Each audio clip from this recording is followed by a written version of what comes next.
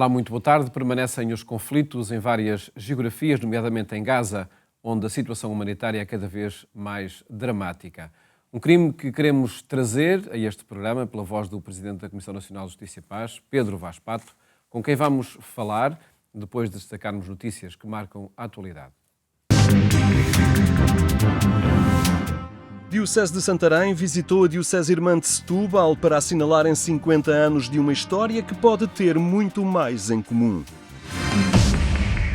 O monumento é dedicado ao Sagrado Coração de Jesus e foi erguido como agradecimento por Portugal ter sido poupado à Segunda Guerra Mundial. Desta vez, acolheu uma peregrinação jubilar que une as dioceses de Santarém e Setúbal na comemoração dos 50 anos da sua fundação. Depois de um encontro que já tinha acontecido em Santarém, desta vez foi Santarém a visitar Setúbal no santuário que se ergue em Almada, dedicado a Cristo Rei.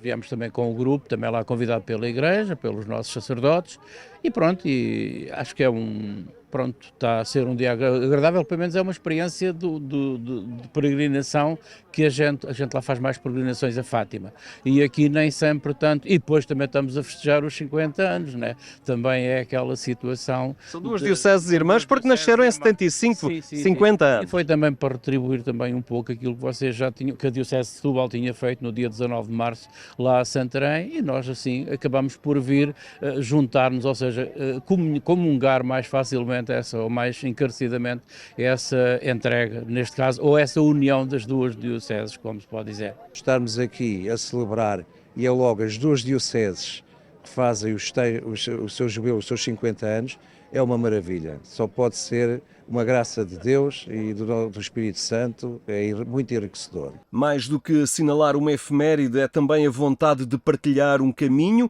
que passa também pela atenção aos desafios pastorais e sociais. Ainda há pouco tempo estivemos a falar no NPISA, Núcleo de Proteção em Situações de Pessoas Sem Abrigo, os números, não é? Portanto, em 5 anos subiram 116% do número de pessoas em situação sem abrigo e no último ano 21%. Quer dizer, é algo que eu preferia que não acontecesse. Mas, como é óbvio, as nossas dioceses, a Diocese de Setúbal, consegue ou tenta chegar o mais possível a essas pessoas mais credenciadas e inclusive aquilo que nós defendemos sempre, que é a sua própria autonomia e não haver o assistencialismo, não é? Que é uma das coisas que eu luto diariamente e é um dos princípios que tenho, nomeadamente com os 150 trabalhadores que temos, mudar um bocadinho o pensamento, não ser só a ajuda em concreto, mas sim tentarmos fazer o caminho com estas pessoas. Sim, é um momento importante. De facto, fomos dois dioceses que nascemos, tivemos a mesma origem, fomos do Patriarcado de Lisboa, tivemos a mesma data de fundação, também fiz questão também de estar em Santarém quando foi a vez de Setúbal ir a Santarém, agora também faço questão também de estar aqui, também é um sinal também para os jovens também perceberem que, se calhar uma curiosidade que se calhar muitos não sabem, que a nossa diocese é a segunda mais nova do país inteiro, não é? Juntamente com Santarém, que é gêmea, se calhar muitos não sabem disso, mas também para dar aqui um sinal também de presença também de juventude também nesta peregrinação e também fazer caminho juntos, também com algumas iniciativas que também já temos planeadas também no futuro com a Pastoral da Juventude também de Santarém, também fazer esse caminho juntos e este caminho interdiocesano que eu também acho que é muito importante. Uma visita ao alto do monumento permitiu olhar mais alto e mais longe. É isso que se deseja para um itinerário que nos próximos 50 anos possa unir ainda mais estas dioceses irmãs. Uma Eucaristia uniu os peregrinos, num momento celebrativo em que Dom José Traquina destacou a fraternidade eclesial que une estas duas igrejas particulares. No final foi ainda inaugurado um memorial evocativo desta data que assim perpetua um sentimento que se quer em ação e a inspirar o caminho. Dom Américo revela o que já se conseguiu com esta experiência de caminho conjunto. A garantia dos próximos 50 anos. Nós estamos a colocar a gratidão do que fizemos e do que aconteceu no coração de Jesus. E é desta fonte e desta centralidade de Cristo, Cristo vivo, que nós temos a garantia dos próximos 50. E os monumentos, as memórias, são pequeninos apontamentos na ficha do tempo que nos garantem a gratidão e nos garantem as raízes do caminho que estamos a fazer. Nós somos insignificantes na fita do tempo. Nós evocávamos 50 anos, há dioceses com 500, com 1000, com 2000, e portanto somos insignificantes, mas somos indispensáveis, formiguinhas indispensáveis naquilo que é a história que Deus quer desenrolar nestas duas igrejas gêmeas e irmãs de Setúbal e Santarém. Também o Bispo de Santarém sublinhou a importância de uma data que se deve traduzir em atitudes. Nós quisemos fazer nestes 50 anos, promover um sinal daquilo que é espiritualmente válido, que é a aproximação entre as igrejas diocesanas, mas que é um sinal visível, uma coisa que se vê, e portanto quero felicitar também a obra de arte aqui, que é esta memória, este monumento maravilhoso, a consagrar esta consagração, esta proximidade, esta fraternidade, estas duas dioceses que nasceram no mesmo dia, e temos todas as razões para continuar a promover sinais desta proximidade. E, portanto, eu espero que assim aconteça, porque é bom para todos. O memorial é da autoria de Maria Nunes de Brito e reforça a união entre estas dioceses irmãs. Esta peça pretende imortalizar os 50 anos das duas dioceses, a diocese de Setúbal e a diocese de Santarém. Elas são gêmeas porque elas nasceram no mesmo dia, ambas fazem, portanto, 50 anos. E, por outro lado, eu quis marcar no zero dos 50 a presença do jubileu. E, portanto, tinha que ter esse símbolo, tanto numa como noutra. Tudo é semelhante, não são iguais, os gêmeos também não são completamente iguais, mas estão muito semelhantes. Uma estética que quer ser sinal e inspiração. Assenta em 7 pilares, que é enfim, a perfeição em termos da Igreja Católica. E depois, podendo juntar os dois S's, mas a cada um tendo a sua personalidade, portanto, ao lado do outro, mas ao contrário, formar o coração, que é aquilo que se pretende, que é os dois juntos. Setúbal e Santarém, dioceses a assinalar os 50 anos da sua fundação e a apontar ao futuro com uma atitude de igreja renovada. Na posse do Estado, o antigo seminário de Leiria está em ruína. Uma exposição dá a conhecer este espaço e apela à sua reabilitação. Este é o antigo seminário de Leiria que as vicissitudes da história colocaram na guarda do Estado e está agora em ruína. O edifício do século XVII reclama atenção e conserva um potencial histórico e cultural que é sublinhado pela exposição O Clamor da Ruína.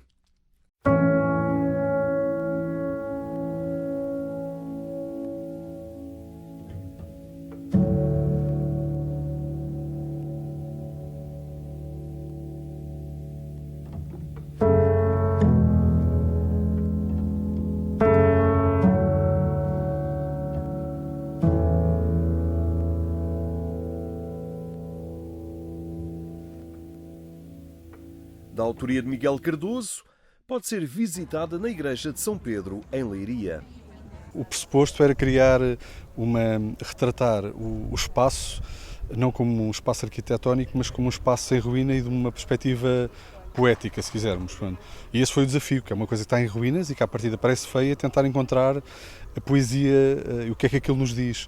E é engraçado que no meio daquelas ruínas todas perceber que há ali uma natureza que, quando tudo sai, a natureza invade o espaço.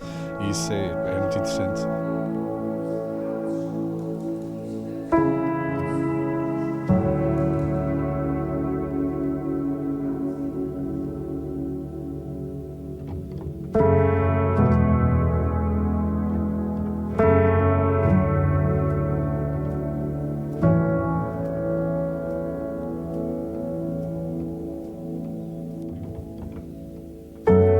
Em virtude da degradação do edifício, o seminário não se pode visitar, mas Miguel Cardoso fotografou os ambientes e o que ainda hoje permite tocar o ambiente de outros tempos.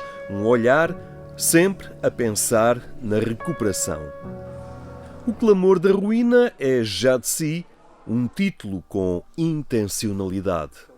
O título que escolhemos para esta exposição é precisamente O Clamor da Ruína, precisamente porque na malha urbana da Leiria Antiga há um edifício construído no século XVII, portanto é uma das poucas peças arquitetónicas dessa época que, quando passamos por ela, clama, aquelas pedras obviamente silenciosas, ao longo do tempo sempre a desmoronarem-se, a serem invadidas por vegetação, como esta exposição bem demonstra, clama por atenção.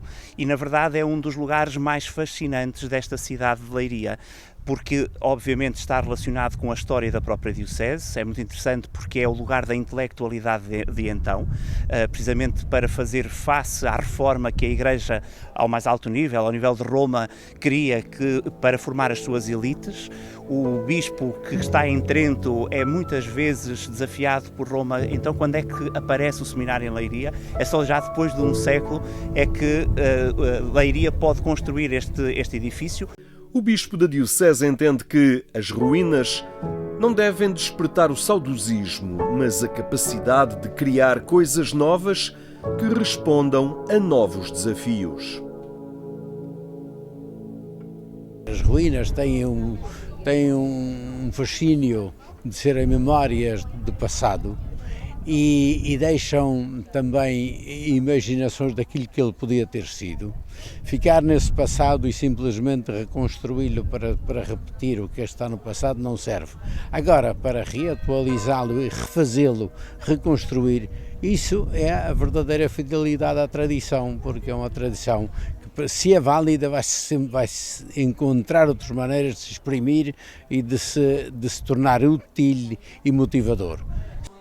Uma exposição que se assume como um despertar de consciências. Uma forma diferente de se despertar consciências para uma realidade que se calhar até faz parte do dia-a-dia de quem passa ali e que aqui agora se calhar vai ter um novo olhar quando voltar a passar, e também por aqueles que vêm visitar de fora de Leiria. Por um lado, como é evidente, é uma exposição de fotografia artística, de um artista que por trás de uma objetiva vai nos também criar aqui uma oportunidade de ver estes diferentes olhares sobre este edifício.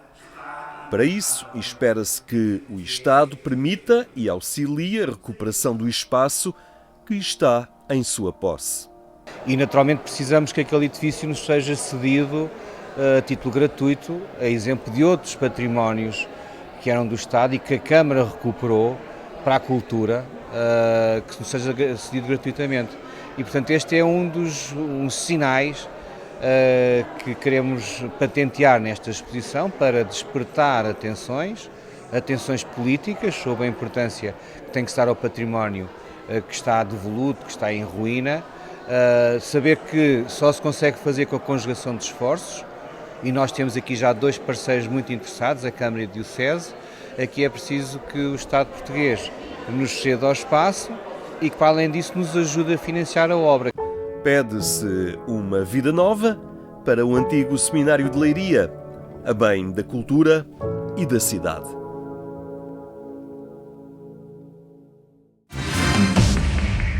Acompanhe estas e outras notícias em agência.eclesia.pt. Falamos agora com Pedro Vaz Pato, Presidente da Comissão Nacional de Justiça e Paz, sobre as guerras em curso, nomeadamente em Gaza. Pedro Vaz Pato, muito boa tarde. Boa tarde. Obrigado por estar no programa Eclésia. Esta semana, a Confederação Internacional da Caritas denunciou a crise no sistema humanitário, afirmando que está a ser deliberada e sistematicamente desmantelado pelo bloqueio e pelas restrições do governo de Israel. Isto já não é uma guerra assim? Pois, a nossa tomada de posição foi justificada, de facto, por uma situação que se vem agravando cada vez mais e sentimos que não podemos ficar calados. Não temos mais meios do que estes, senão a denúncia, um grito de indignação. Não somos a voz da Igreja, somos uma das vozes da Igreja, outras serão a Caritas Europa, também outras comissões de Justiça e Paz de outros países se manifestaram. O que nós queremos... E aqui em Portugal manifestaram-se com, precisamente, um documento a denunciar esta situação. O que nós queremos salientar é que, e vemos às vezes as análises, orientadas no sentido de que há um determinado objetivo de combater o terrorismo, por exemplo, um objetivo em si legítimo, mas este objetivo não pode ser prosseguido de qualquer forma. Portanto, não pode ser prosseguido à margem do quadro do direito e da ética. Uma ética de respeito pela pessoa humana, de respeito pela vida humana.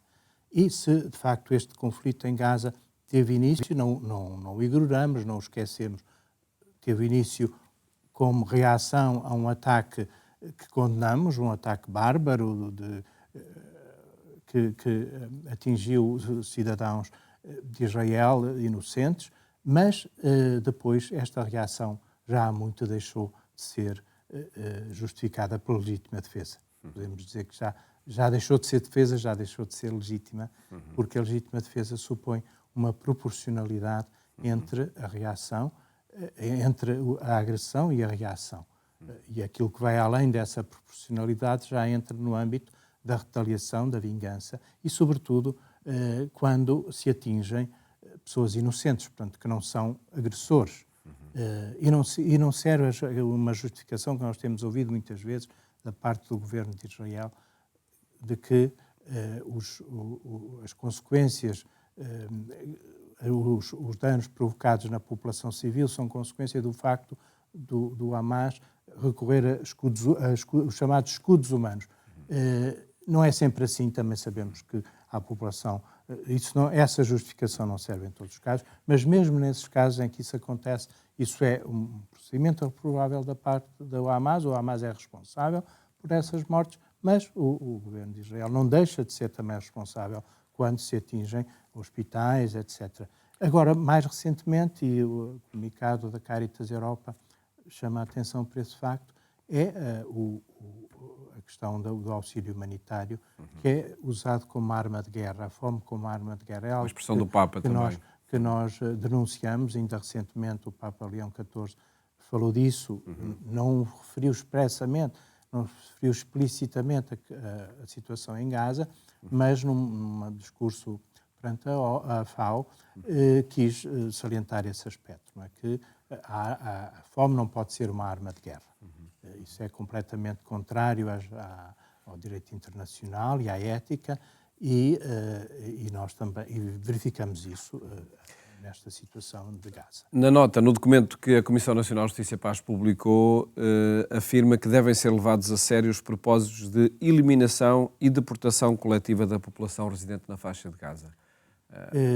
É isso que está em curso? Das primeiras vezes que nós ouvimos falar disto, enfim, parecia uma coisa completamente absurda e irrealizável, porque quem é que depois acolheria estas pessoas? E os países vizinhos já disseram que não o vão fazer, não é?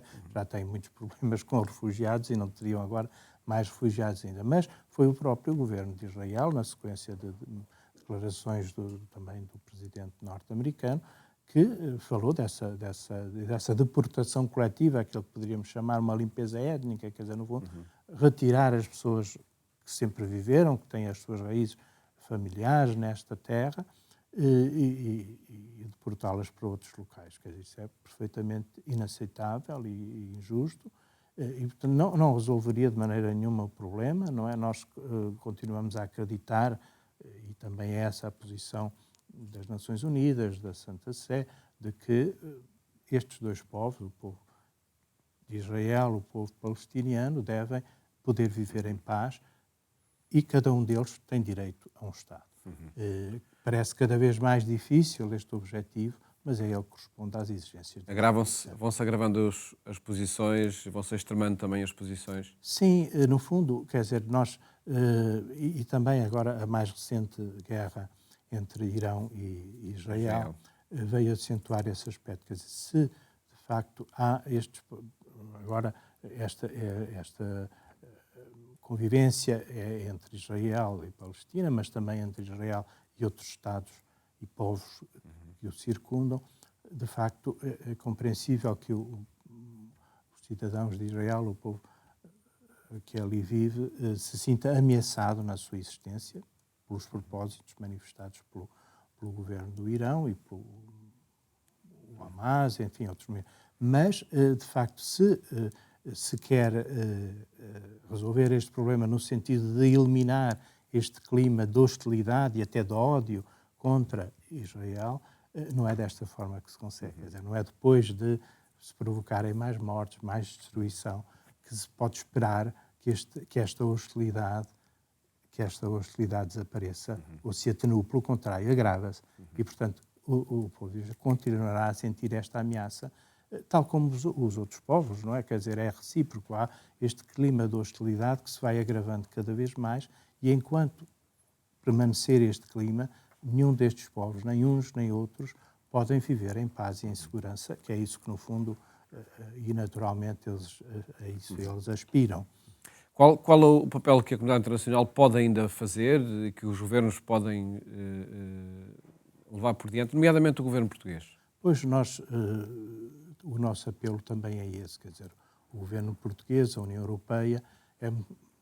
Europeia concretamente é muito vezes acusada de usar 2 pesos e 2 medidas, quer dizer, muito exigente e então nós também achamos que é correta as posições contrárias à invasão da Ucrânia e as sanções que são impostas ao governo russo por causa dessa invasão, por causa dessa violação do direito internacional básico, mas em relação às políticas do governo de Israel não há a mesma firmeza, a mesma coerência, e se de facto a União Europeia quer ser um modelo de respeito pelos direitos humanos, tem de estar atento também e de sancionar da mesma forma, enfim, naquilo que é possível, naquilo que está ao seu alcance, o governo de Israel, porque há acordos de cooperação que podem ser limitados e precisamente como uma forma de pressão para evitar estas violações dos direitos humanos, que são também condenáveis, não é por virem do Estado de Israel e do Estado de Israel, se dizemos às vezes que é uma democracia, que isso desculpa todas as suas práticas e as violações de direitos humanos a que nós assistimos cotidianamente. Esperemos, de facto, que a comunidade internacional também ajude a que os direitos humanos sejam salvaguardados e a assistência humanitária também aconteça em Gaza. Dr. Pedro Vaz Prata, agradeço ter estado aqui no programa Eclésia. Muito obrigado por ter aqui recordado e denunciado uma vez mais, a partir também do documento da Comissão Nacional de Justiça e Paz, essa situação de guerra e de crise humanitária. E com a Comissão Nacional de Justiça e Paz afirmamos esse grito pela paz em Gaza e em tantas regiões do mundo onde persistem conflitos e crises humanitárias. Votos de uma ótima tarde e até amanhã, se os quiser.